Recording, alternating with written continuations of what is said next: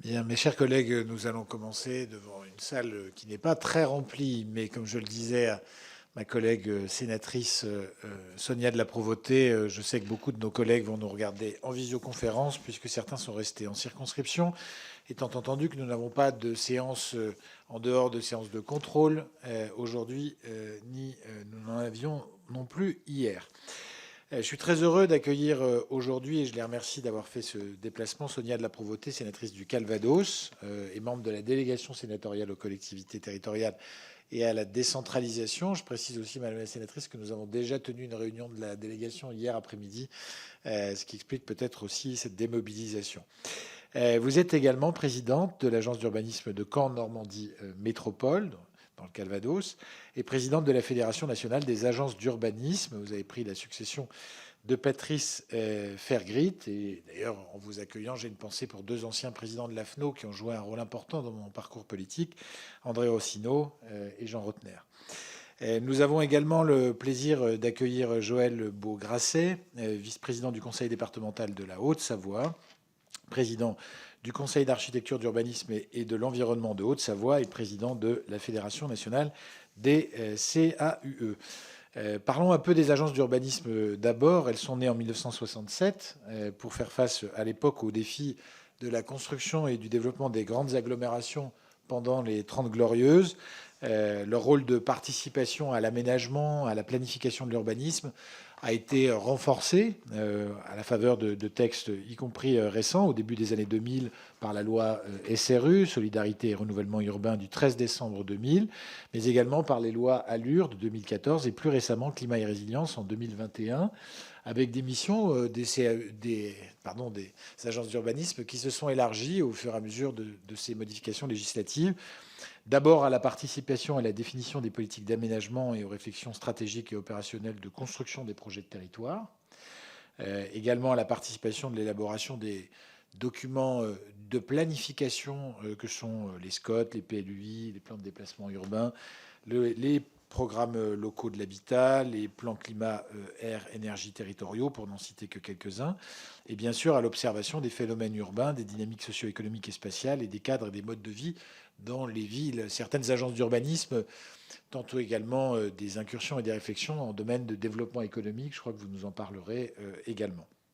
Les 50 agences d'urbanisme, dont il faut rappeler ici le caractère associatif, ce qui autorise une grande souplesse de coopération entre les collectivités territoriales, sont un outil puissant de mise en cohérence et d'accompagnement des politiques publiques d'aménagement et d'urbanisme. Elles font aujourd'hui face à un défi de taille, penser de nouvelles stratégies de planification territoriale, permettant notamment d'adapter le bâti aux exigences de décarbonation et de sobriété foncière, et globalement intégrer les logiques de transition écologique dans l'ensemble de leurs réflexions. Il y a également un défi important auquel font face les agences d'urbanisme, qui est le sujet de l'élargissement territorial de leur mission. Beaucoup d'entre elles interviennent sur des périmètres qui sont désormais beaucoup plus vastes que celui des métropoles sur lesquelles elles ont été pensées à l'origine, au bénéfice notamment des communautés d'agglomération, mais aussi des communautés de communes, et en lien étroit avec des agences de l'État comme l'ANCT par exemple, avec laquelle l'AFNO a signé en 2021 une convention qui couvre d'ailleurs les programmes nationaux territorialisés, politique de la ville, action cœur de ville et petites villes de demain, peut-être même demain village d'avenir, vous nous en parlerez, Madame la Présidente. Et ce sujet, évidemment, ici dans le débat et les questions que les collègues peuvent nourrir d'un côté ou de l'autre de l'écran, ce sujet de l'inscription territoriale et de l'élargissement des missions territoriales des agences d'urbanisme est évidemment central. Et je le dis d'autant plus volontiers que j'ai présidé une communauté d'agglomération qui avait la particularité d'être adhérente de deux agences d'urbanisme sur deux volets de politiques différentes, l'ADEUS à Strasbourg et Scalen à Nancy. Les conseils, puisqu'on passe au conseil d'architecture, d'urbanisme et de l'environnement, sont également des partenaires en ingénierie importants pour nos collectivités territoriales. Il nous a semblé intéressant de vous inviter tous deux avec les missions qui sont les vôtres également du côté des CAUE. La Fédération nationale des CAUE, elle rassemble un réseau de structures départementales des CAUE qui assument également sous forme associative une mission d'intérêt public. Les CAUE ont été créés par la loi du 3 janvier 1977 sur l'architecture pour promouvoir la qualité architecturale, urbaine et paysagère à la maille locale. Et leur rôle a également, comme celui des agences d'urbanisme, été conforté par la loi SRU de 2000. Les CAUE réunissent ainsi autour de la table les acteurs publics et privés de l'architecture et de l'urbanisme afin d'améliorer le partage des connaissances et des points de vue, notamment sur les enjeux et les objectifs liés aux besoins de rénovation du bâti. Et les CAUE sont souvent des acteurs reconnus, notamment en zone rurale, des politiques d'aménagement et de redynamisation, notamment de nos centres-bourgs et désormais des petites villes de demain. Nous souhaiterions, Monsieur le Président, que vous puissiez, devant nous, et après Madame de la Provôté, revenir sur les actions mises en œuvre par les CAUE pour sensibiliser les acteurs locaux à l'importance du patrimoine bâti, de l'identité architecturale de chacun des territoires sur lesquels ils interviennent et de la cohérence esthétique des espaces urbains sous le prisme de la résilience face aux risques climatiques. Quelles sont par ailleurs les propositions de la Fédération pour mieux accompagner les villes petites et moyennes dans leurs projets d'aménagement? Voilà quelques jalons pour cette audition double, donc, et à laquelle je vous remercie encore d'avoir bien voulu répondre sur ces sujets d'ingénierie. Et sans plus attendre, Madame la sénatrice, je vous donne la parole.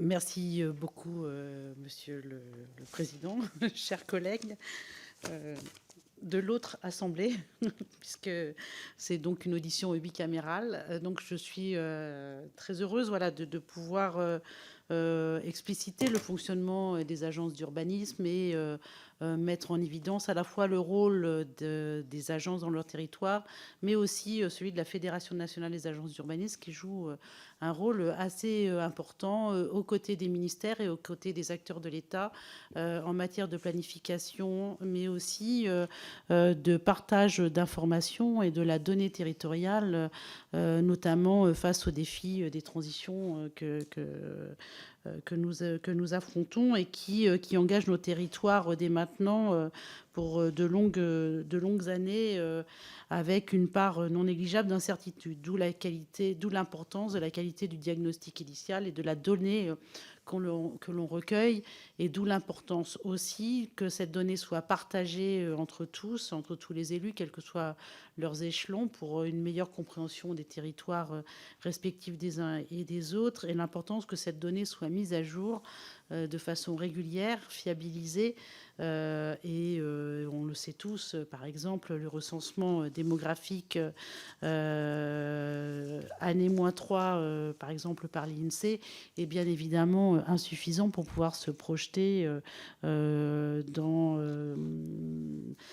des politiques publiques fiables pour nos territoires, dans la mesure où les transitions sont très rapides et où nous traversons des périodes, par exemple, comme celle de la Covid, qui a modifié drastiquement le fonctionnement de nos territoires.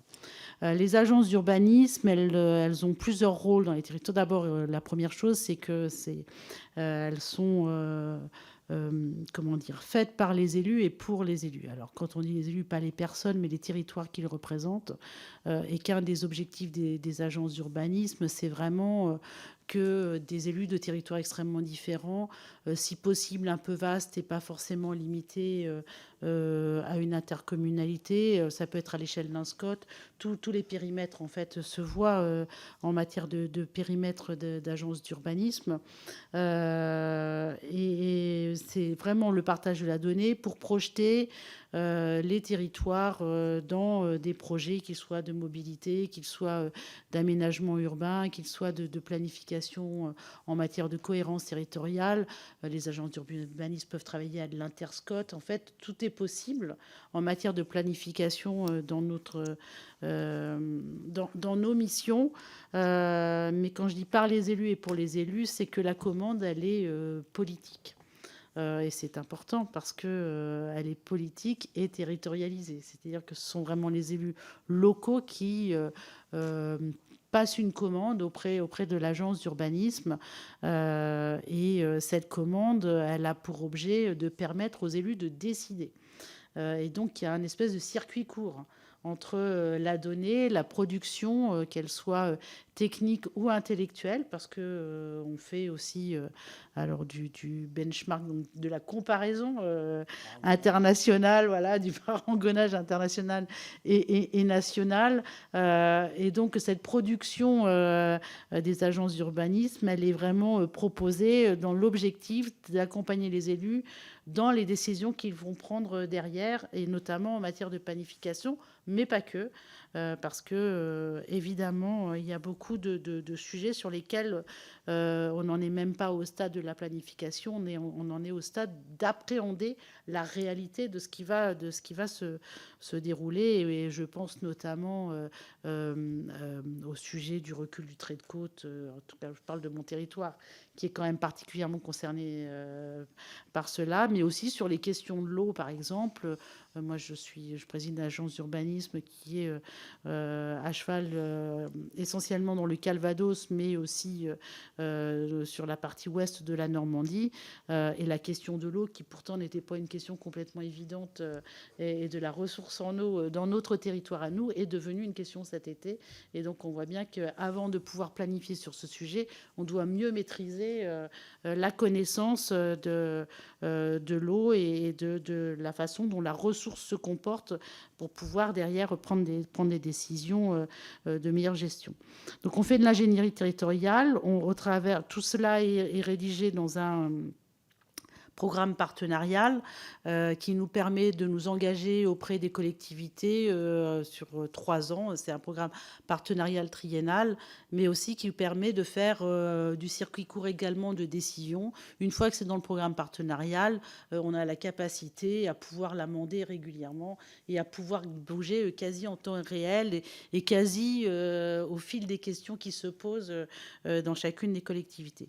Une des particularités, je le disais, c'est aussi que il n'y a pas de territoire comment dire, d'élection ou de prédilection pour installer une agence d'urbanisme. Il y a des agences d'urbanisme qui sont à l'échelle métropolitaine, d'autres à l'échelle de SCOT. La mienne est à plusieurs échelles. La mienne, mes collègues et moi, notre agence d'urbanisme est à plusieurs échelles. Nous avons une échelle SCOT, dite socle, une échelle plus large d'interscot avec deux SCOT qui fonctionnent avec notre SCOT autour de Camp-la-Mer, donc la communauté urbaine centre.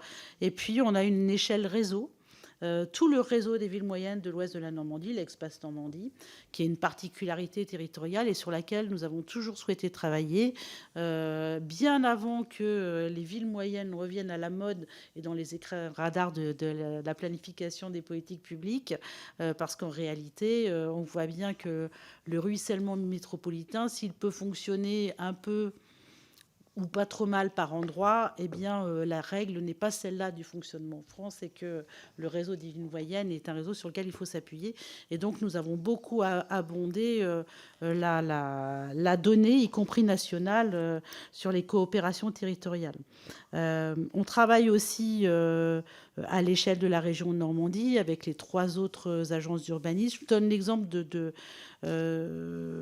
l'OCAM parce que c'est vraiment un fonctionnement comme il y a dans l'Est avec le sillon lorrain. Enfin, on sait très bien que, en fait, la particularité des agences urbanistes, c'est leur capacité à coopérer, à partager de la donnée, à la valider, la capacité à échanger et à zoomer et à dézoomer. C'est-à-dire qu'on peut faire de la planification à petite échelle comme on peut faire de la prospective à très grande échelle et loin dans le temps.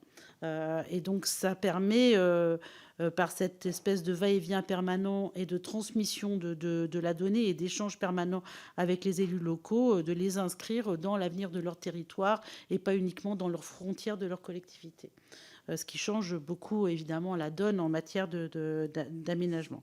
Alors, le réseau national, l'AFNO, des agences d'urbanisme, est un réseau qui, évidemment, est très agile, qui travaille sur tous les sujets qui font, finalement, j'allais dire, les défis qu'ont les élus locaux pour pouvoir avancer dans leurs projets de territoire. On traite de la sobriété foncière comme on traite de toutes les transitions écologiques, mais aussi des questions de mobilité. Nous sommes beaucoup mobilisés sur la question du logement, mais qu'il puisse être que du logement étudiant comme de la planification en matière de logement.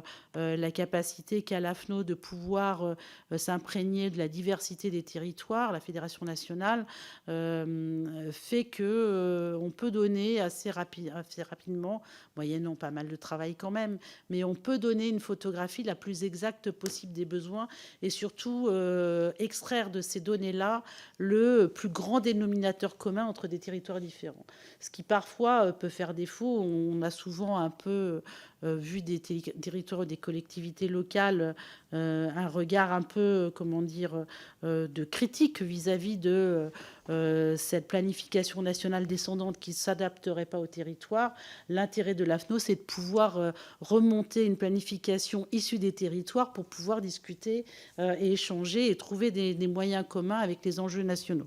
Puisqu'on voit bien que l'atterrissage de la loi, comme une loi comme le zéro artificialisation nette, pose de grandes difficultés parce que un territoire de montagne n'est pas la même chose, c'est pas moi qui vais vous le prouver, qu'un territoire de bord de mer ou la plaine de Caen, pour ne citer que cela, ou les outre-mer qui aussi ont des sujets. Et nous avons évidemment des agences d'urbanisme dans les outre-mer. Et puis le dernier élément, c'est que par notre ingénierie territoriale que nous représentons, nous travaillons avec nos collègues du CAUE, avec les autres structures en charge de ces sujets, pour un certain nombre qui sont certains plus dans l'opérationnel que nous. Nous ne sommes pas à proprement parler dans l'assistance à maîtrise d'ouvrage, hein, nous sommes vraiment en amont. Mais nous travaillons avec eux pour pouvoir créer une acculturation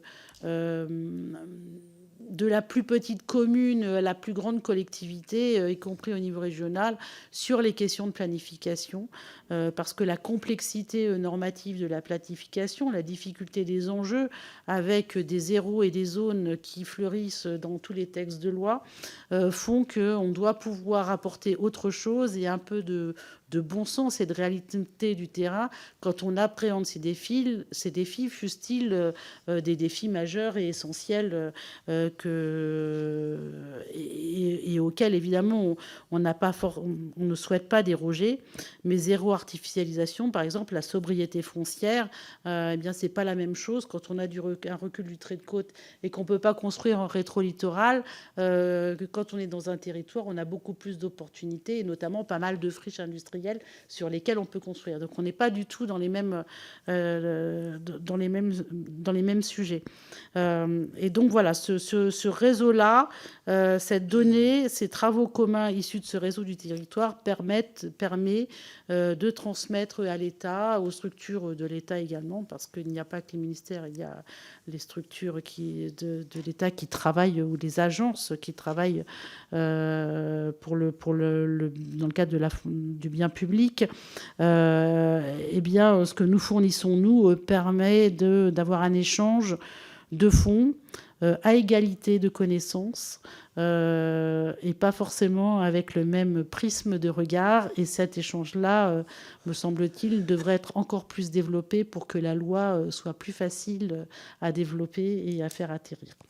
Voilà, je vous remercie. Merci Madame la sénatrice. Je donne la parole tout de suite au président des CAUE. Monsieur le Président. Oui, merci. Bonjour à toutes et à tous. On va faire un peu un parallèle des formes, effectivement, puisque les CAUE, comme vous l'avez dit, ont été créés en 1977, couvrent quasiment, par contre, du coup, toute la France, métropolitaine et ultramarine, puisque tous les départements ultramarins sont couverts par un CAUE. Et ça me fait l'occasion d'accueillir le député Mandon de la Loire pour dire qu'effectivement, dans la Loire, il n'y a pas de CAUE qui sévit, mais en fait, le papa de monsieur le député avait eu la chance de mettre en route un CAUE et patatras, les élus locaux ont choisi autrement et ont mis en sommeil cette structure. C'est bien dommage, donc on essaye de militer pour cela, pour faire en sorte que le territoire ligérien se retrouve encore avec cet outil qui me semble très intéressant. AUE. Architecture, urbanisme, environnement. c'est typiquement aujourd'hui des sujets qui sont transversaux, qui sont dans l'actualité. C'était déjà dans l'actualité des discussions de l'Assemblée nationale en 1977 lors de la loi, puisque l'idée était de créer un CAU, Conseil d'architecture d'urbanisme.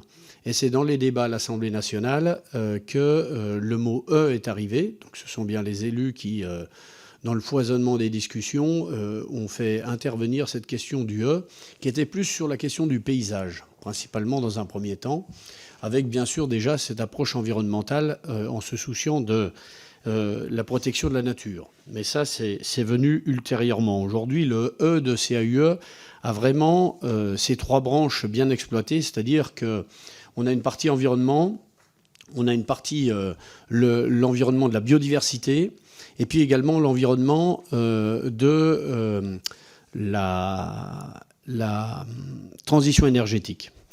Par rapport à cela, vous redire aussi que l'organisation des CAUE sont présidées par des élus départementaux. Donc c'est également un outil à disposition des élus, mais avec une particularité, c'est que nous avons un conseil d'administration qui est formé.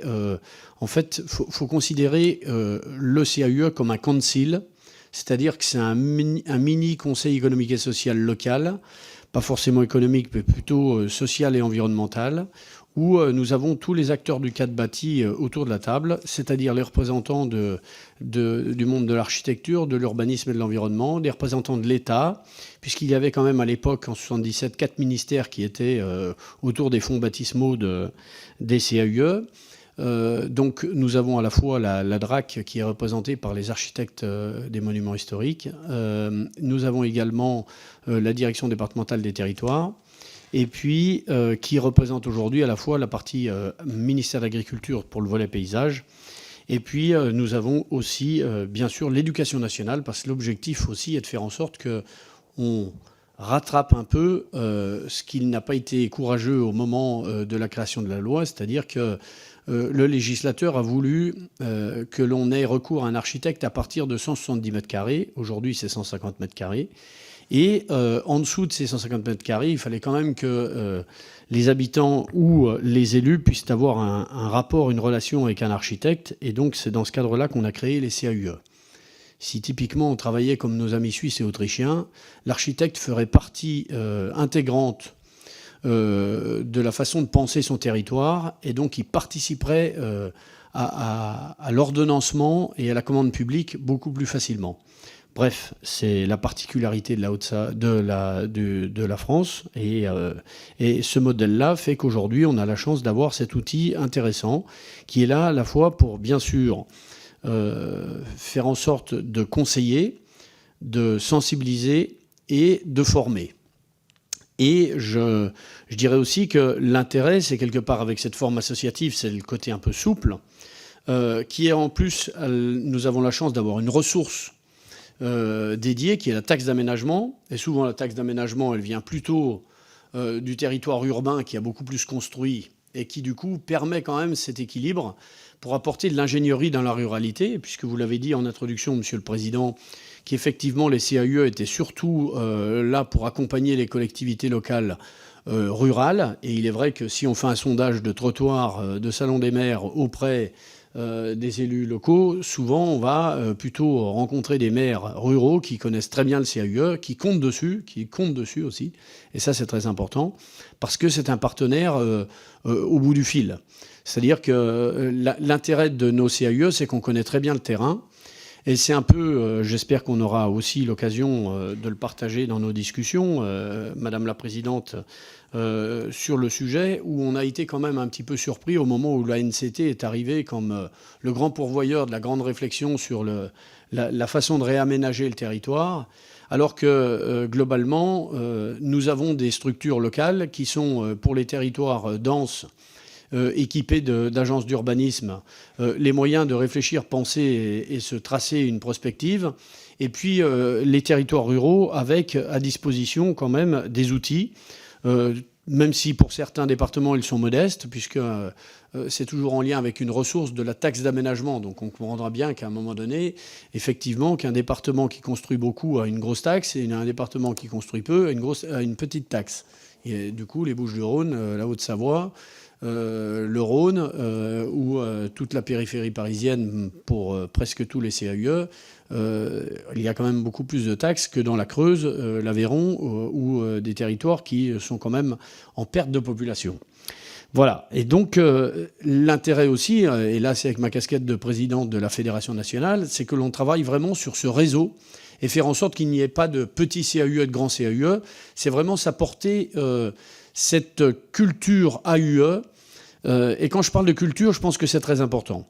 Je prendrai un exemple bien précis où dans l'ADN des CAUE, c'est vraiment d'avoir une approche en lien avec le territoire, mais surtout la population.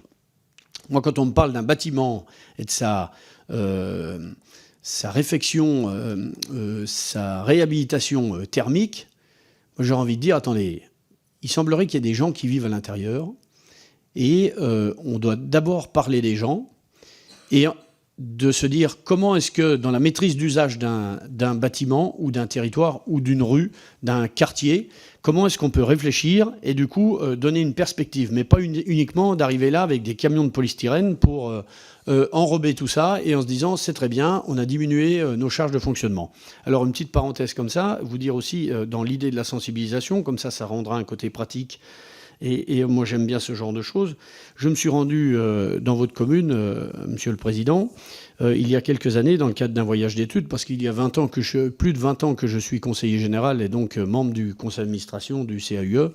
Et le CAUE m'a promené un petit peu partout dans l'arc alpin, mais même au-delà, puisque je suis venu à Saint-Dié-des-Vosges, et on nous avait dit qu'il y avait un bâtiment exceptionnel à aller visiter, donc qui est la résidence HLM Jules Ferry, qui a été construit par la SA HLM Le Toit des Vosges. Le Toit Vosgien, pardon. Voilà. Et donc, pardon, vous l'avez présidé en plus. Voilà. Bon. Donc, du coup, c'est un bâtiment qui aujourd'hui a 10 ans. Et donc, nous l'avons visité, extraordinaire. Donc, R plus 7 ou 8, avec isolation, donc ossature bois, isolation paille. Je crois que les charges locatives, avec les ordures ménagères comprises, 15 € par mois, qui dit mieux. Voilà. Et exceptionnel. Donc, mais comme moi j'aime bien le côté micro-trottoir, et quand on va visiter comme ça, l'intérêt c'est que vous allez visiter un bâtiment occupé, eh bien on rencontre les gens, et puis on les voit sortir sur le palier, et hop, madame, au fait, votre logement, ça c'est très bien, oui, c'est vraiment super pour les questions de charges et autres, mais ossature bois, bonjour, quand le voisin il fait la fête le dimanche, je peux vous dire qu'on participe aussi.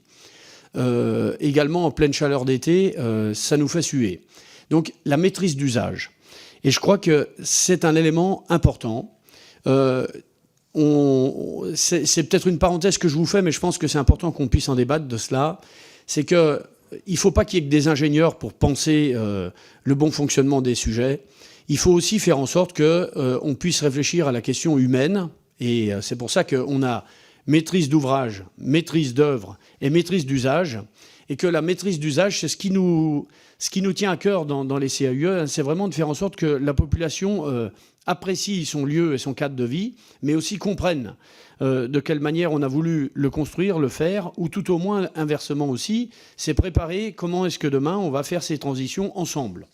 Et là, typiquement, on a notre capacité, notre rôle, puisque la forme associative de notre CAUE et la particularité de chaque territoire, grâce à ce concile que nous avons autour de la table des différents acteurs du cadre de vie, on est capable à certains moments d'être l'assemblier de différentes façons de penser. C'est-à-dire qu'on va aussi bien faire travailler un urbaniste qu'un architecte, mais également un sociologue, un écologue. Et toutes ces ingénieries confrontées nous permettent d'apprendre à lire et à travailler notre territoire bien différemment. Et parce qu'en fait, un CAUE n'est pas dans le faire. Il est vraiment dans l'amont de la réflexion. Alors c'est vrai qu'il y a le temps de l'élu qui est très court, mais quelque part, il est important quand même à certains moments, comme me disait à un certain moment aussi mon directeur du CAUE, il faut re-questionner la question et faire en sorte que, grâce à cela, eh bien, on ait cette liberté de parole qui nous permette quand même d'aller plus loin. Et puis, quand je vous parle de sensibilisation et de formation, c'est typiquement ça, c'est que des élus, on les emmène visiter d'autres réalisations. Les élus parlent aux élus et se disent des choses sur à la fois des réussites, mais également à certains moments des écueils. Et comment est-ce qu'on les travaille, on les traduit. Et je pense que c'est ça l'intérêt. Enfin, c'est surtout ce que je retrouve dans l'idée de travailler sur un réseau national comme les CAUE, c'est que grâce à ce conseil et cet accompagnement de proximité, puisque c'est à la maille départementale, à un moment donné, il y avait eu les réflexions dans 2013-2014, me semble-t-il, de se dire il faudrait faire des CAUE régionaux, mais de grâce, restons sur des secteurs où on peut être à la fois à portée d'engueulade et puis aussi en prise directe avec les maîtres d'ouvrage pour les aider dans leur réflexion, et ça, c'est très, très important. Voilà, globalement, dans un premier temps, parce que l'idée aussi, c'est de faire en sorte qu'on puisse débattre, se reposer des questions. Voilà. Merci, merci Monsieur le Président. Je suis obligé de réagir sur ce que vous avez dit sur le bâtiment Jules Ferry du Toit Vosgien. Bon, d'abord, la SAHLM dont vous avez parlé, vous vous souveniez de la structure juridique et je vous en félicite. C'est probablement la SAHLM qui a le parc le plus efficace énergétiquement de France, puisque 90% de son parc est en classé A, B, C. Et que pendant des années, d'ailleurs, toutes les missions d'inspection du ministère du Logement dénonçaient la politique de rénovation, puisque ça a été surtout un bailleur social qui a fait de la rénovation plus que de la construction, qui était une rénovation très ambitieuse et où on nous a reproché pendant près de 10 ans de faire des logements trop beaux et trop chers pour des gens trop pauvres. Et il a fallu que, un peu avant que je parte de la présidence de cette SAHLM, il a fallu que j'attende près de 10 ans pour voir un rapport d'inspection qui était favorable et qui disait qu'effectivement on faisait ce qu'il faut faire aujourd'hui dans le logement social. Et je souhaite à tous les immeubles de logement social d'avoir une liste d'attente aussi importante que celle qui est celle de l'immeuble Jules Ferry, voie Jules Ferry, à Saint-Dié-des-Vosges. Donc je vous ai tendu une perche pour vous valoriser, oui, là. Hein. Oui. C'est effectivement un bâtiment assez emblématique et assez désirable pour les habitants. Il y a d'ailleurs une construction qui est en train de se faire, Monsieur le Président, vous pourrez revenir sur un nouvel immeuble en ossature bois, même s'il y a un noyau béton cette fois-ci, notamment lié à la hauteur, puisqu'on est sur du R+10. Quelques questions peut-être pour lancer le débat. D'abord dans les niveaux des sollicitations que vous avez, puisque vous couvrez un champ assez large, et en fin de compte, ça a été présent notamment dans la présentation que vous avez faite, Madame de la Provôté. Vos missions, elles sont aussi liées aux demandes auxquelles vous répondez et aux besoins spécifiques des collectivités. Comment vous analyseriez l'évolution de ces demandes ces dernières années de la part des collectivités avec lesquelles vous travaillez? On n'est pas une agence d'urbanisme aujourd'hui comme on l'était il y a 10 ans. Et donc, comment les collectivités, de quelles questions elles vous saisissent aujourd'hui? Peut-être aussi sur le sujet du développement économique, je vous ai tendu un peu une perche. Je sais que plusieurs agences d'urbanisme, notamment, ont essayé, c'est moins vrai pour les CAUE, mais ont essayé de s'y frotter directement ou indirectement, et que ça correspond parfois à un besoin d'ingénierie qui ne recoupe pas complètement celui des agences de développement économique qui ont pu être initiées sous l'impulsion des régions.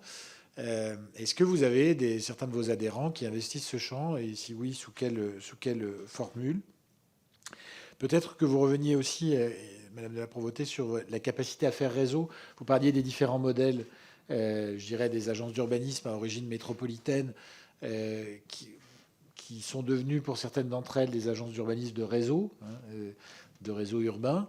Moi, je crois beaucoup à ce que vous avez dit. Alors, je n'utiliserai pas le terme de ruissellement, parce qu'on a des exemples outre-Atlantique qui font que ça a été en partie dévalorisé, mais je crois beaucoup à l'armature territoriale et au fait qu'en effet, ce lien entre la ville moyenne et la métropole, c'est probablement une des meilleures façons d'organiser notre territoire. C'est vrai en termes de mobilité, c'est vrai en termes d'innovation, c'est vrai en termes d'enseignement supérieur, c'est vrai en termes de développement économique. C'est aussi vrai en termes parfois de compensation et de transition écologique. Comment vous faites vivre, alors c'est spécifiquement dans le cas de l'agence d'urbanisme que vous présidez, comment vous faites vivre cette notion de réseau? Comment ça se structure en termes institutionnels et comment ça s'exprime? Peut-être une réaction sur les CAUE. Vous parliez de l'ANCT de façon facétieuse, et donc de la structuration de l'ingénierie de l'État. Ce qu'on peut dire quand même, c'est que à l'origine, avant la NCT, il y a eu ce mouvement d'action cœur de ville et de façon coordonnée de petites villes de demain au moment de la création de la NCT, et qu'on peut reconnaître les programmes et les agences, c'est deux choses différentes. Mais on peut reconnaître qu'Action Cœur de Ville, on y a consacré quasiment toute une journée il y a quelques semaines ici à la délégation. Ça a mis à l'agenda un sujet politique, celui des villes moyennes, qui n'avait pas été complètement embrassé par les politiques publiques, en tout cas pas depuis des décennies, et qui était un peu un espace en souffrance de l'espace français. Donc c'est juste un point que sur lequel je souhaitais revenir. Peut-être que vous nous parliez aussi du rôle des CAUE dans des organismes complémentaires où souvent ils siègent. Je pense notamment aux commissions régionales du patrimoine et de l'architecture, où souvent les CAUE sont représentés. Comment vous voyez leur fonctionnement? Et surtout, dans quelle mesure les CAUE concourent à l'élaboration ou à la réforme d'une politique de l'architecture en France? Je pense à des questions aussi complexes que celle qui consiste à rendre le collectif désirable, qui est un des sujets fondamentaux de notre politique de logement aujourd'hui, et l'aspiration à un logement individuel et en même temps la nécessité de rendre le collectif désirable, y compris parfois dans des petites villes où quand on s'installe, c'est souvent avec un modèle plutôt de logement individuel que de logement collectif. Voilà des questions assez vastes, mais je vais également donner la parole aux collègues qui le souhaitent, s'ils souhaitent abonder ou préciser. Monsieur Royer-Perrault, monsieur le vice-président et député des Bouches-du-Rhône, vous avez la parole. Oui, merci. Monsieur le président. Ah, pardon. Merci, Monsieur le Président. Alors effectivement, si nous siégeons ici dans cette délégation, c'est parce que nous avons une appétence sur les questions d'aménagement du territoire et que nous avons aussi une expérience. Et pour ce qui me concerne, c'est bien évidemment d'avoir et de siéger, de continuer à siéger d'ailleurs à l'Agence d'urbanisme de Marseille et d'avoir été président d'Office HLM et également président de société d'aménagement métropolitain. Et donc évidemment de témoigner de tout l'apport que les agences d'urbanisme ont dans les réflexions qui sont les nôtres en termes d'aménagement du territoire d'une façon très générale et des enjeux qui sont aujourd'hui liés au développement de nos territoires, que ce soit sur le développement économique, que ce soit sur la transition écologique ou énergétique, ou que ce soit bien évidemment sur le logement abordable et désirable. Pour autant, dans ce que vous avez dit, Madame de la Provoté, il y a notamment sur le travail en réseau qui est évidemment très important et je trouve que ça a du sens que de pouvoir être dans le partage de données, dans le partage de méthodologies et dans le partage de vision des territoires. Néanmoins, lorsque vous êtes sur un territoire très identifié, métropolitain, avec nécessairement des enjeux de mobilité, des enjeux de logement, des enjeux de développement économique qui sont portés par des documents qui sont des documents métropolitains avec une vision politique métropolitaine, le fait d'avoir sur un même territoire deux agences d'urbanisme peut s'avérer quelquefois antinomique et peut-être interpellante. Et donc, j'aurais voulu savoir si quelque part il n'y avait pas de nécessité d'avancer dans la réflexion sur le fait d'avoir quand même plutôt par territoire et par structure institutionnelle, eh bien, une agence d'urbanisme qui soit dédiée, parce que je le vois bien sur le territoire qui est le mien. Alors évidemment, on ne refait pas l'historique des territoires et qu'il y a toujours la concurrence Marseille, ex-Marseille, mais enfin les deux ont leur agence d'urbanisme et c'est très difficile d'avoir une ambition qui tente à les fusionner. Donc, est-ce que finalement, il n'y a pas une nécessité de bousculer un peu l'ordre établi? Deuxième sujet, vous le savez, en ce moment au Sénat, il y a le débat sur la loi sur l'habitat dégradé. Et j'aurais voulu avoir justement un peu votre appréciation sur en quoi ce texte, si vous avez eu l'occasion de vous y pencher, pouvait nous aider à mieux aborder les enjeux de requalification de centre-ville liés donc à l'habitat dégradé, à l'habitat indigne. Est-ce que vous espérez, dans le cadre justement des réflexions qui peuvent animer les agences d'urbanisme d'une façon générale, est-ce que vous estimez que ce texte peut avoir notamment une plus-value sur ces problématiques-là? Je vous en remercie. Bien. La parole est à Emmanuel Mandon, député de la Loire. Merci, Monsieur le Président. Oui, effectivement, je tenais à être présent, c'est vrai, sur ces auditions qui sont particulièrement intéressantes, riches, denses. Donc je remercie les représentants donc, des deux structures, des deux réseaux. Je voudrais dire effectivement que je suis extrêmement sensible aussi à la présentation qui a été faite à la fois sur les agences d'urbanisme qui ont un rôle éminent pour... ça, c'est l'expérience qui me le fait dire pour le territoire que je représente. Et donc ça, je crois que ça fait partie des acquis. Et puis, nous sommes toujours dans des constructions. Donc, le travail qui a été fait au cours de ces dernières décennies montre à l'évidence qu'on a reçu beaucoup. Je pense, je parle des élus parce que j'en suis un moi-même et je sais ce qu'on a pu recevoir et ce qui nous a permis de concevoir sans doute un développement différemment. Et c'est la même chose avec le réseau des CAUE. Et je voudrais justement sur ce point dire à quel point je m'interroge sur l'articulation finalement entre plusieurs réseaux. Moi, j'ai beaucoup œuvré au sein du réseau, par exemple, des parcs naturels régionaux. Et donc, je sais d'expérience qu'on touche à ces sujets. J'étais président d'un parc naturel où la question de l'urbanisme est au cœur. On a gardé d'ailleurs une mission d'assistance architecturale.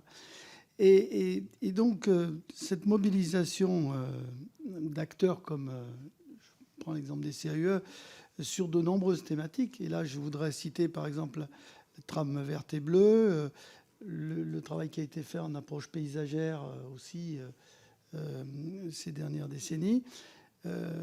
Quand on a mis en place les SRADET, qu'on a généralisé les SRADET, on a bien vu que ça permettait de nourrir les travaux. Et en même temps, je trouve que c'était assez intelligent, ça permettait au réseau finalement de s'appuyer ensuite sur le résultat des travaux et de la synthèse, une fois le document opposable et adopté.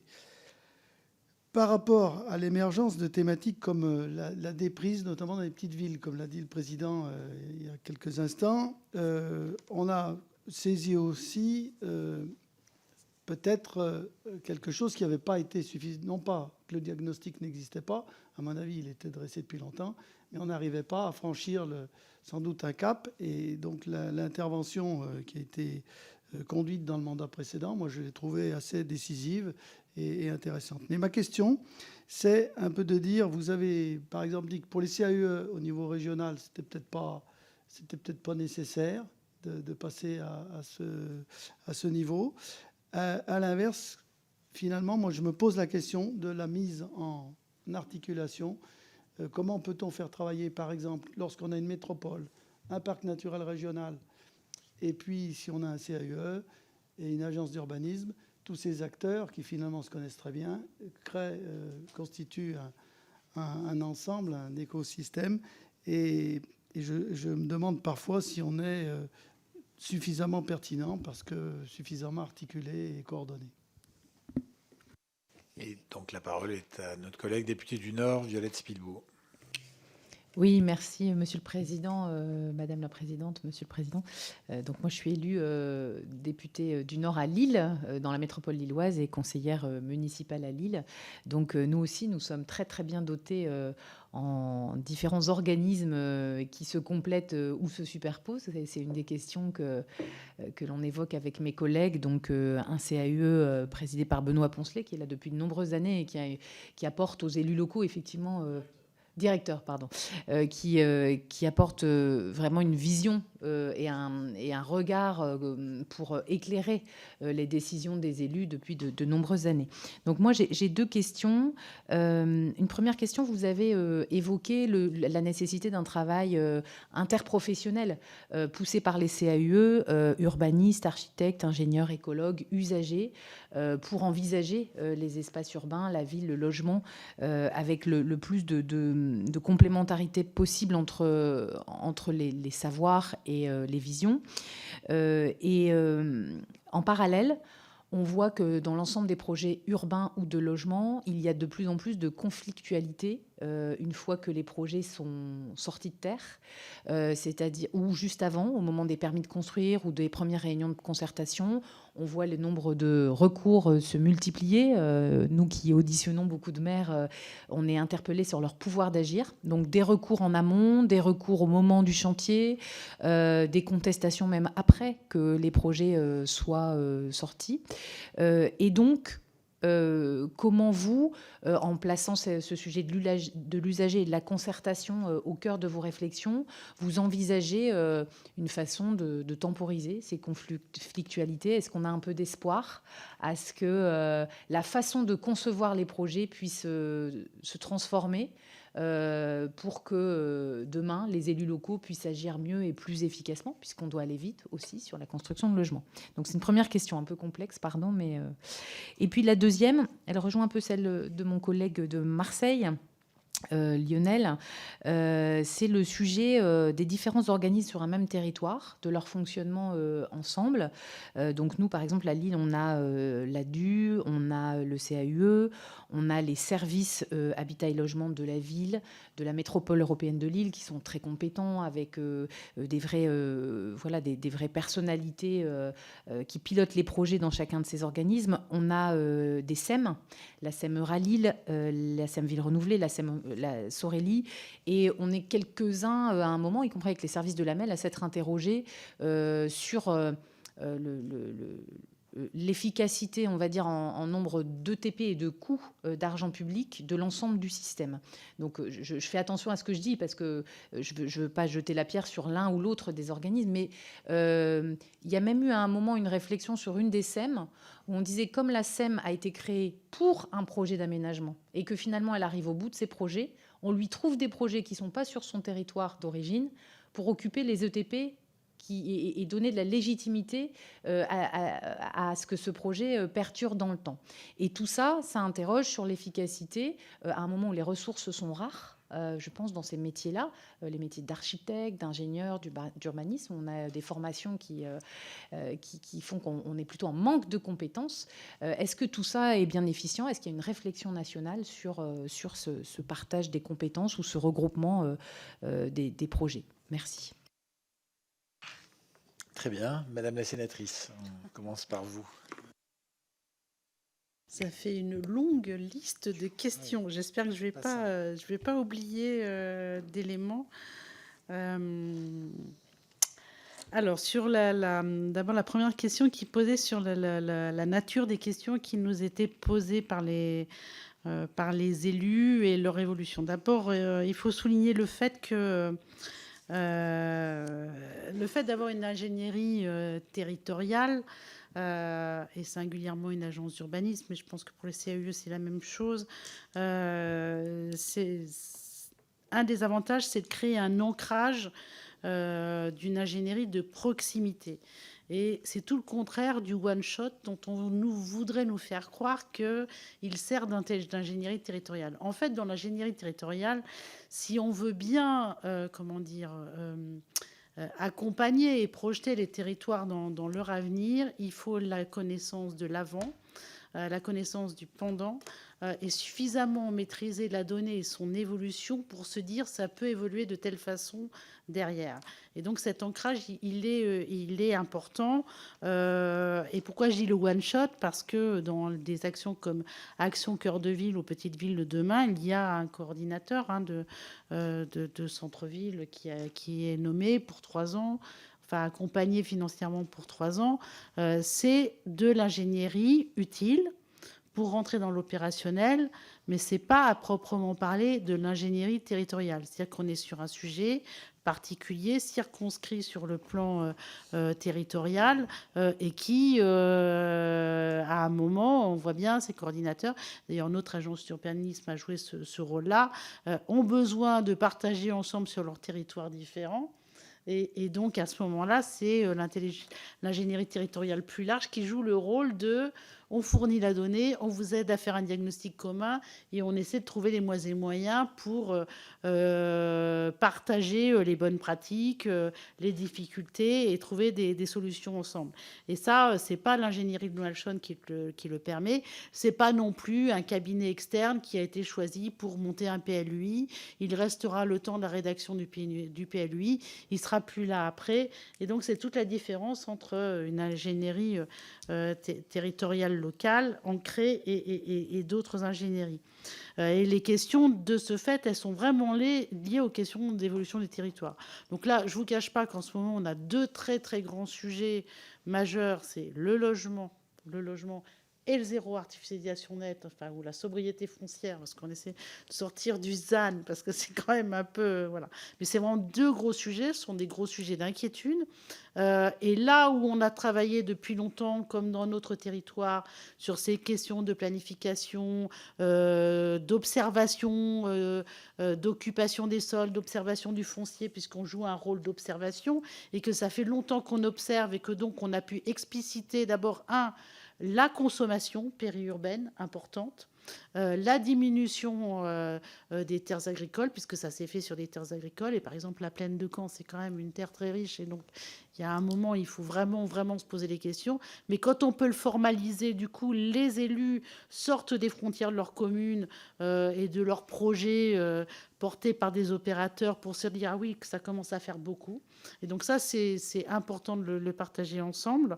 Et du coup, sur le zéro artificialisation nette, on est rapidement passé à autre chose. On est rapidement passé à d'autres sujets d'échange et vers une intelligence commune et de projets, de choses qu'on accepte et qu'on n'accepte pas ou qu'on accepte moins, plutôt que de dire, moi, j'ai besoin de l'hectare là, j'ai besoin... Voilà. Parce qu'il y a des territoires où, quand il n'y a pas d'ingénierie, on est vraiment dans un espèce d'échange arithmétique de l'hectare qu'on gagne ou pas pour sa commune. Et donc, à un moment, l'agence d'urbanisme, elle sert à ça. On a, par exemple, accompagné les territoires dans leur mobilité, y compris la région, et notamment les intercommunalités qui ont pris la compétence mobilité. Et donc, une enquête ménage-déplacement a été réalisée à l'échelle des 3 départements. Et donc, c'est l'agence d'urbanisme, en lien avec le CEREMA, qui exploite les données et qui permet d'accompagner les intercommunalités qui ont pris la compétence mobilité et qui ont besoin d'avoir un projet de mobilité. Et qui dit projet de mobilité, évidemment, c'est pas circonscrit au périmètre de son intercommunalité, puisque par définition, les gens se déplacent, ils sont mobiles. Et donc, tout de suite, on apporte un regard complémentaire et différent. Et d'ailleurs, certains projets ont été repris par la région, notamment pour rejoindre rapidement les grandes polarités d'échange. Je fais juste une précision pour nos collègues. Madame de la Provôté parle d'une situation dans sa région où la région a été plutôt dans la position d'inciter les intercommunalités à prendre la compétence mobilité, ce qui n'a pas été le cas dans toutes les régions de France. Mais en tout cas, puisqu'on a notamment un représentant de la région Auvergne-Rhône-Alpes, il y a eu des attitudes qui ont été différentes. Mais en tout cas, en Normandie... J'ai pris des précautions oratoires parce que toutes les intercommunalités n'ont pas pris la compétence mobilité. Une grande majorité en Normandie. Mais une grande majorité l'a fait. Mais l'a fait après un travail en commun avec l'agence d'urbanisme. C'est-à-dire que, voilà, on a mis... Les élus, en quelque sorte, ont mis leurs pattes dans le projet régional pour pouvoir s'assurer que la prise en compétence de mobilité n'entraînait pas des difficultés. On a des nouvelles questions qui émergent sur les questions de santé et d'accès aux soins. Et donc ça, c'est un des sujets sur lesquels il y a pas mal d'agences d'urbanisme en France qui travaillent. Et notamment, nous avons des référents. On a nommé des binômes au niveau de la Fédération nationale des agences d'urbanisme sur les sujets. Donc, il y en a un qui traite... Il y a un binôme qui accompagne d'élus, qui accompagne les questions de santé. L'accès aux soins, c'est de la planification, hein, c'est exactement la même chose. C'est combien de temps, à quelle distance on habite d'un médecin qui peut vous prendre en charge. Et donc, on a accompagné l'agence d'urbanisme, les premières cartes ZIP de l'ex-Basse-Normandie, ces fameuses cartes des déserts médicaux et sur lesquelles il fallait planifier derrière la mise en place de pôles de santé et de regroupements d'exercices médicaux. Donc voilà, c'est les 3 grands sujets, mais on a des questions qui émergent sur l'enseignement supérieur, concernant l'enseignement supérieur, parce que qui dit réseau de ville moyenne dit forcément au niveau de la ville-centre une concentration des fonctions d'enseignement supérieur, mais aussi une répartition dans les territoires. C'est un peu une de notre caractéristique aussi. Et donc, il y a besoin d'avoir une vraie réflexion de cette prise en charge et de ce réseau de l'enseignement supérieur. Sur le développement économique, moi, je peux juste dire qu'on accompagne les agences d'urbanisme, le développement économique au niveau des documents d'urbanisme commercial, entre autres, et des documents en matière de logistique. Dans les SCOT, toute la dimension économique est accompagnée par les agences d'urbanisme, bien évidemment. Nous, on a un observatoire des zones d'activité, par exemple. Je sais que ça existe dans plusieurs territoires. L'intérêt de cet observatoire, c'est qu'il est à jour. Il repose sur un réseau d'élus qui nous informent et de techniciens dans les collectivités respectives qui nous informent, et on va contrôler in situ. Et donc, on sait exactement quel est l'état, par exemple, dans notre département, quel est l'état de la disponibilité, de la vacance de logements économiques. Et puis, on a aussi, en matière de développement économique, beaucoup travaillé sur les questions de logistique, alors à l'échelle de la région, pour le coup. Donc, il y a 3 agences d'urbanisme. Caen, Rouen, Le Havre, on a travaillé à cette échelle-là. Et je sais que, par exemple, dans l'Est ou dans la région Grand Est, il y a un gros travail autour du transfrontalier, de l'activité économique transfrontalière, par exemple. Donc, en fait, je veux dire, la question économique, c'est une question qu'on sait traiter, qu'on peut accompagner. On a accès aux données qui sont utiles. On travaille avec les chambres des métiers, on travaille avec les CCI également sur ces sujets-là. En revanche, on traite les questions en fonction de ce qui nous est demandé. La surveillance des zones d'activité, c'était vraiment une demande, puisque ça demande quand même d'avoir un vrai réseau d'élus pour pouvoir faire une veille systématisée dans tous les territoires. Donc, on a un observatoire de l'activité économique. Et dans le mode d'occupation des sols, on observe aussi l'activité économique, puisqu'on sait dans l'occupation des sols quel foncier est à destination économique. Et quand on veut, on rentre dans la typologie de l'activité économique, de façon à pouvoir comparer les SCOT les uns aux autres, par exemple, et de voir s'il y a des caractérisations ou des spécialisations de l'activité économique d'un territoire à l'autre. Sur le réseau et le maillage, moi, je ne peux que dire que je soutiens parfaitement cette idée que le maillage territorial, c'est le secret d'un développement équilibré du territoire, et derrière un énorme enjeu démocratique. Qui dit bon maillage territorial dit respect de tous les territoires dans leurs missions respectives. Et c'est sûr que asseoir ce maillage, c'est considérer que quel que soit l'endroit où on habite, quelle que soit la taille de la commune dans laquelle on se trouve, on est pris en considération, soit dans sa commune propre, soit dans une commune qui a un pôle secondaire, soit dans une commune qui est dans un pôle de centralité, et que tout ça est structuré de façon à pouvoir être en situation d'avoir un accès juste, équilibré et efficace, notamment aux services publics et aux services au public, comme la santé par exemple, ou comme la Poste, qui devrait particulièrement s'imprégner des questions du maillage territorial. Je ferme la parenthèse sur ce sujet. Et donc la polarisation, c'est très important, et les SCOT ont de plus en plus tendance à raisonner en termes de maillage territorial, en déclinant de la plus grande échelle à la plus petite des fonctions, des missions, des aménités, et pour s'assurer que l'équilibre rural, urbain et périurbain soit le meilleur possible dans un territoire. Et donc le réseau ouest normand, alors pour le coup le maillage des villes moyennes de l'ouest de la Normandie, alors, c'est une structure associative, le réseau Ouest Normand. On était dans un syndicat mixte, mais pour des raisons d'agilité, on est sorti de la structure syndicat mixte pour vraiment pouvoir avoir plus de souplesse de fonctionnement. Et ça se passe très régulièrement. Il y a une commission qui se réunit 1 à 2 fois par mois. On échange sur les sujets qui sont choisis par les élus. Donc, c'est en mode mixte, visio et présentiel.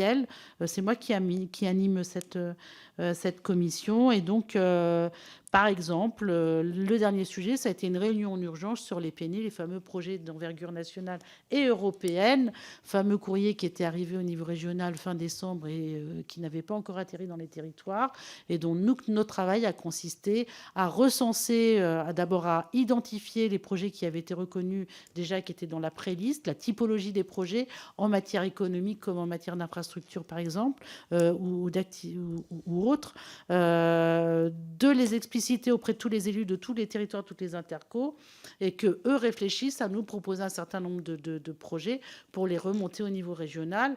Mais ça a été un va-et-vient, et la valeur ajoutée de l'agence d'urbanisme, ça a été vraiment l'identification de la typologie des projets portés, de ce qui peut être connu ou pas, de ce qu'il est ou pas. Et donc cet échange a permis de faire un tri. Et sur une population d'1,3 million d'habitants, il y a eu juste 9 projets qui ont été retenus en plus, alors qu'ils vont peut-être pas être retenus, mais qui vont être l'objet d'une discussion. Mais 9, c'est pas beaucoup par rapport à ce qu'il y avait au départ. Ça veut dire qu'il y a eu un vrai lieu d'échange et de discussion et des choix stratégiques entre les différents territoires pour porter ces projets-là. Donc le réseau Ouest Normand, il fonctionne comme ça. Les frontières administratives, la métropole, etc., etc. Alors, comment dire, d'abord, l'État a son rôle à jouer dans cette affaire-là, et si l'État considère que les deux agences doivent perdurer, c'est qu'elles doivent perdurer. À ma connaissance, au niveau technique, il y a beaucoup d'échanges entre les deux agences d'urbanisme. C'est peut-être le projet territorial et politique qui est plus compliqué à mettre en place, mais ce n'est pas le fait qu'il y ait 2 agences qui soient responsables de cette difficulté, me semble-t-il. Et peut-être que d'en faire qu'une ne réglera pas forcément le problème. C'est-à-dire qu'il ne faut pas confondre les enjeux. En tout cas, je comprends tout à fait. Mais il faut aussi se poser la question d'une manière générale, hein, parce que ça regroupe le fait qu'il y ait plusieurs intervenants, parfois plusieurs ingénieries locales, comme un CAUE chez nous dans le Calvados. L'enjeu de tout ça, ce n'est pas forcément... le foisonnement, c'est surtout l'efficacité, la complémentarité et le dialogue. Voilà. Donc je pense que c'est surtout ça qu'il faut obtenir. S'il y a 2 agences, c'est qu'il y a 2 parties du territoire qui sont sur des attendus et des projets de territoire qui sont peut-être différents. Et c'est peut-être là qu'il faut arriver à faire converger les choses, me semble-t-il. Mais je ne rentrerai pas dans les considérations diplomatiques de votre territoire propre. Mais il faut bien réfléchir à ça. C'est pas pour rien qu'il y en a 2, et c'est pas que des questions de personnes. Il y a aussi des enjeux territoriaux qui sont probablement assez différents. Et puis, pourquoi j'insiste là-dessus, c'est parce que les frontières administratives, c'est bien, mais la réalité des territoires, c'est autre chose que les frontières administratives. C'est pour ça que l'intérêt des agences d'urbanisme, c'est de pouvoir s'extraire de ces limites administratives pour faire du ad hoc ou du sur-mesure, en quelque sorte, ou travailler hors les murs d'un territoire administratif, comme on le fait dans le réseau Ouest Normand, par exemple, ou comme on le fait à l'échelle de la Normandie avec les 3 agences d'urbanisme. Chacune est sur des territoires extrêmement différents, mais on travaille ensemble pour pouvoir faire une proposition à l'échelle normande. Je n'ai pas répondu tout à fait, mais en même temps, je pense que je n'ai pas toutes les clés pour vous répondre. Et que certaines choses sont hors de mes prérogatives. Concernant les trams vertes et bleues, la biodiversité, les SRALET, voilà, dire que dans les sujets qu'on aborde, on aborde aussi ces sujets-là, et que donc, bien évidemment, on travaille avec les CAUE sur ces questions. En fait, il n'y a pas un modèle unique d'agence d'urbanisme, comme il n'y a pas un modèle unique de CAUE. Je laisserai mon collègue répondre tout à fait. Et donc, on n'est pas tous sur les mêmes sujets, on n'a pas tous les mêmes compétences. Et quand ça marche bien, on ne se marche pas sur les pieds, quoi. Et donc, on travaille bien les choses avec un caractère plus opérationnel pour notre CAU à nous, par exemple, dans le Calvados, ce que ne fait pas l'agence d'urbanisme. Moi, si j'ai une petite réflexion à avoir, c'est celle avec c'est la concurrence, entre guillemets, ou pas, ou en tout cas à laquelle il faut veiller qu'elle n'ait pas lieu, la concurrence avec ce que l'État propose, parce que l'Agence nationale de cohésion des territoires est une belle idée si elle va là où il n'y a pas d'ingénierie locale.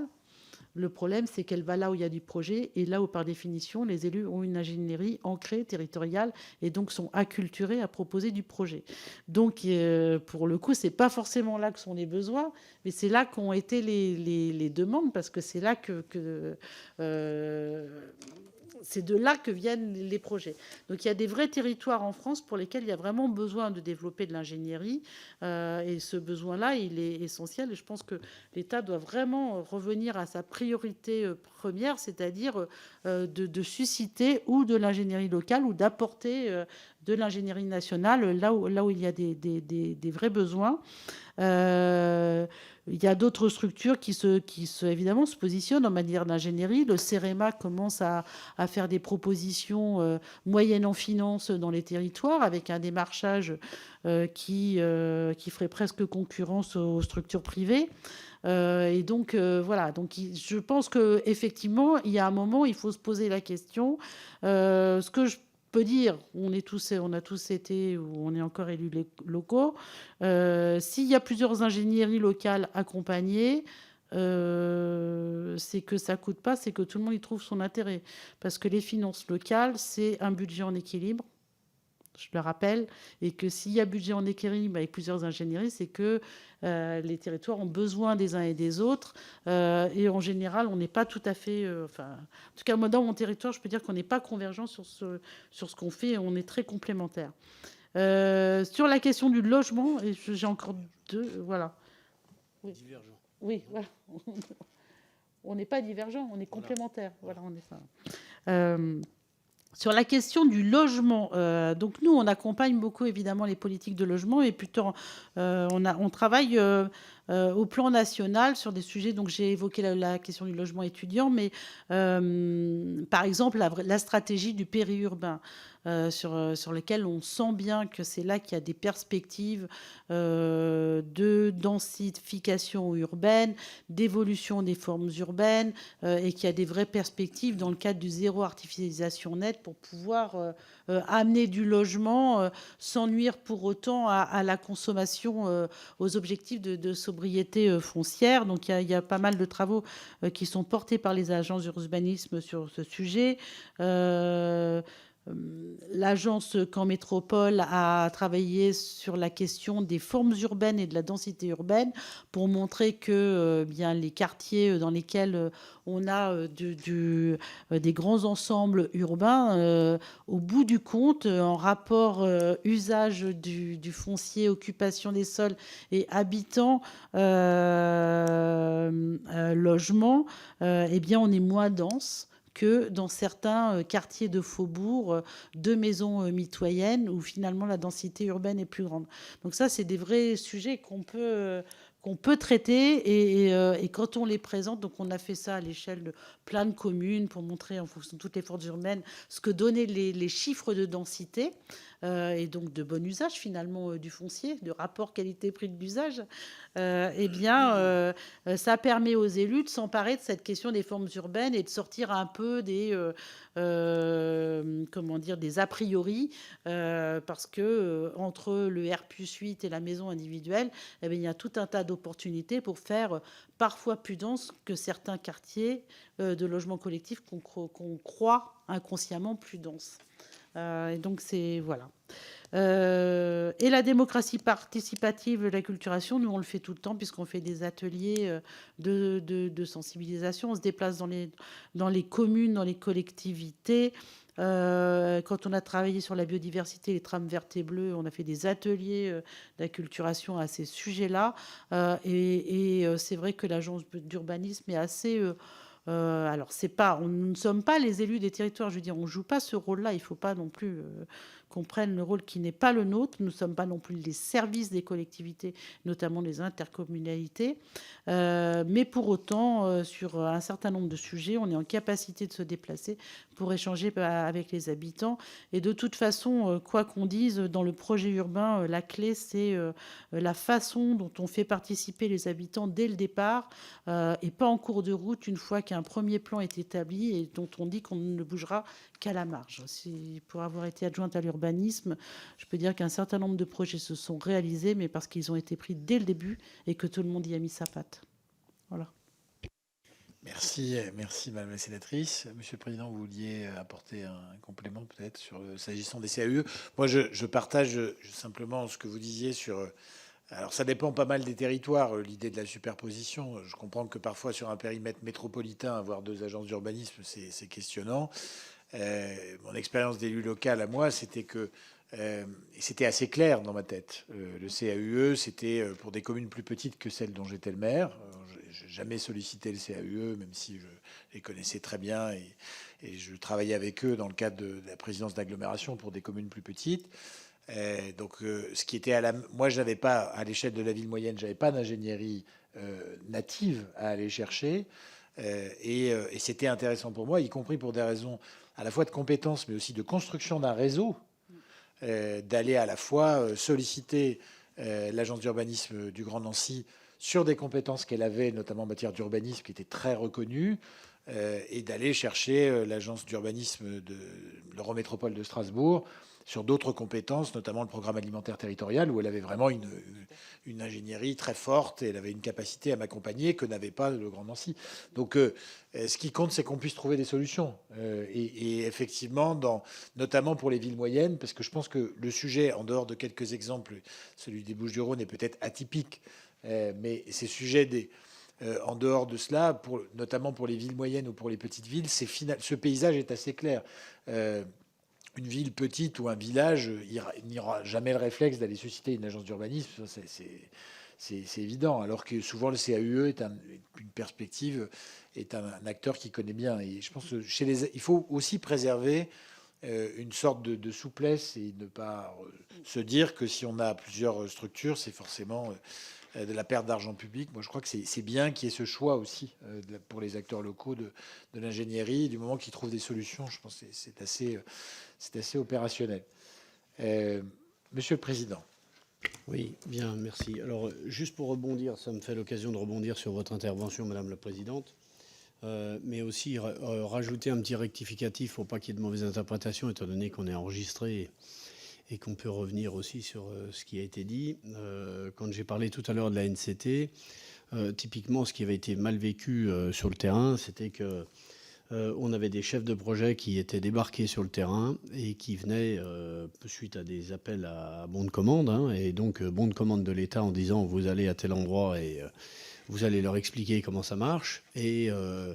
Et puis quelquefois, eh bien, on venait consulter les structures locales en se disant tiens, disons allô le CAUE, qu'est-ce que vous avez comme chiffre sur le territoire, comment que ça se passe, pour qu'on arrive à comprendre. Bon, si la commande était faite de manière à se dire tiens, moi l'État, par des différentes lois qui ont été faites sur les années. Vous avez dit 67, 77, il y a la loi sur l'eau de 92 et ainsi de suite. Toutes ces lois-là, les unes après les autres, on a des organismes qui sont sur le terrain opérationnels.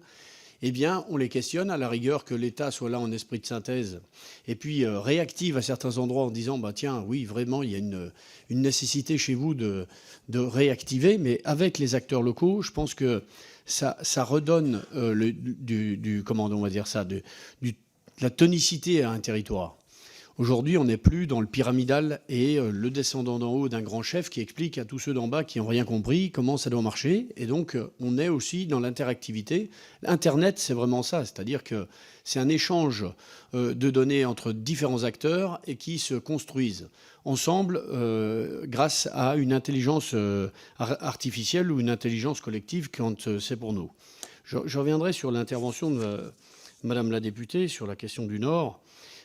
Qui est un révélateur quand même, puisque vous avez dit que le président, M. Benoît Poncelet, et donc c'est quelque part dommage, mais c'est ce que je remarque globalement dans le réseau des CAUE, c'est que les élus à la présidence d'un CAUE sont trop discrets, à part bien sûr dans le Calvados, mon collègue Hubert Courceau qui était très actif, ou certains présidents de CAUE, mais globalement, donc ça veut dire que c'est Michel Plouy, le président du CAUE, qui est quand même un élu suffisamment grand, à la fois grand et quand même qui tient toute sa place dans le département du Nord, mais quelque part on identifie le directeur.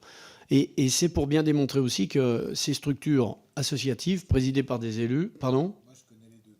Bon, très bien. Ça va, ouf. Bon, très bien. Et non, mais c'est pour vous redire, moi, je fais un petit retour en arrière, c'est-à-dire que vous dire simplement que le monde des architectes est un monde issu de l'école des beaux-arts, où ils n'ont aucune notion de formation autour des connaissances des collectivités territoriales, de la politique. Eh bien, discuter avec des jeunes archis sont souvent sur la démocratie participative, les questions de faire ensemble des petites choses, des discussions, mais globalement, rentrer dans l'art de vouloir faire de la politique, c'est pas le cas. Il suffit de compter combien on a de sénateurs et de députés qui sont architectes, combien on a de conseillers régionaux et de conseillers départementaux qui sont architectes. Et ça, j'en parle d'autant plus que je suis agriculteur. Et nous, on estime que dans le monde paysan, il faut qu'on soit dans toutes les strates. Il faut occuper le terrain partout, parce qu'on voit bien déjà le malaise actuel, et faire en sorte que cette profession soit reconnue. Et je fais que de le dire à la présidente de l'Ordre national, Christine Lecomte, mais je le dis aussi dans les différents ordres quand je les rencontre. Je leur dis, faites de la politique, parce que c'est important dans l'action. C'est pas le faire de la politique pour faire de la politique politicienne. Et malheureusement, ce qui nous manque dans cette... Quand vous n'avez pas cette formation et cette approche du style Sciences Po, quand on a des collaborateurs, nous, qui faisons de la politique, quand on a un collaborateur Sciences Po, il connaît l'organisation des collectivités, la construction des lois et autres, comment on intervient. Et l'acte de construire et l'acte de bâtir et l'acte de planifier doit être toujours en corrélation.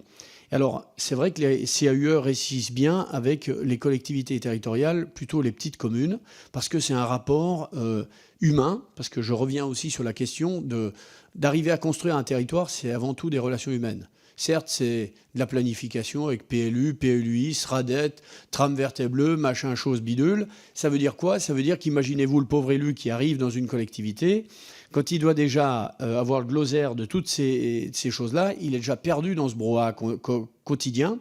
Et donc, la structure CAUE est quelque part là aussi pour accompagner, aider, faire comprendre. Je peux vous dire que même si j'ai eu une formation agricole Bac+2, que je m'intéressais aux notions d'aménagement du territoire. Quand vous arrivez et que vous êtes élu conseiller départemental à tout juste 30 ans, vous rentrez dans la maison sur les questions de marché public et autres.